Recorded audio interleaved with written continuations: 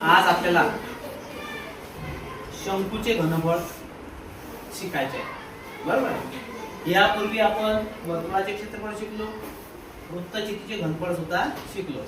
सांगा वर्तुळाचे क्षेत्रफळ काय? आणि वृत्तचितीचे घनफळ तुम्हाला दाखवलं मी पाय वर्ग, याच्याला वर्तुळ असते आणि याला उंची पण असते, बरोबर. आणि याच्या आधारावर आपल्याला आज शंकूचं घनफळ काढायचं आहे. बघा बाळांनो, या ठिकाणी मी तुम्हाला एक प्रयोग दाखवतो, बरोबर आहे. हे फुल आहे एकदम. आणि याचं एक विशेष काय माहितीये का? या दोघांची हाईट सारखी आहे, बघा उंची सारखी आहे. आणि हा जो याचा परिघ आहे, परिघ दोघांचा, या दोघांची जी उंची आहे ती दोघांची उंची सारखी आहे आणि दोघांचा परिघ कसा आहे? सारखा आहे. जेव्हा आपण अशा प्रकारचं काही माप तयार करू तेव्हा अशा प्रकारची दक्षता त्याच्यामध्ये घ्यायची आहे. बघा त्या ठिकाणी मी काय करतो, या ठिकाणी असं तांदूळ याच्यामध्ये टाकतो, बघा बघा बरोबर आहे. खाली आहे किती माप झालं? एक माप झालं. किती माप झाले? दोन माप झाले.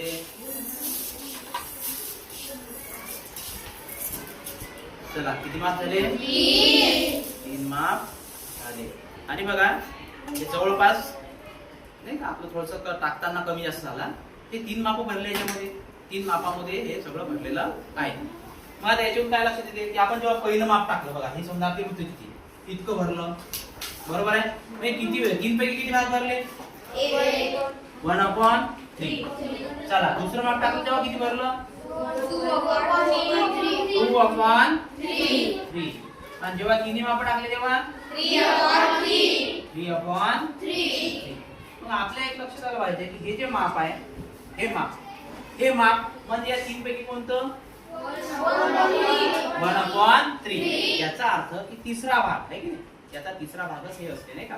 मग आपण सरळ सरळ बघू, याचा कितवा भाग असते? वृत्तचितीचा हा तिसरा भाग असते, बरोबर. 1/3. आणि वृत्तचितीचे घनफळाचं सूत्र काय?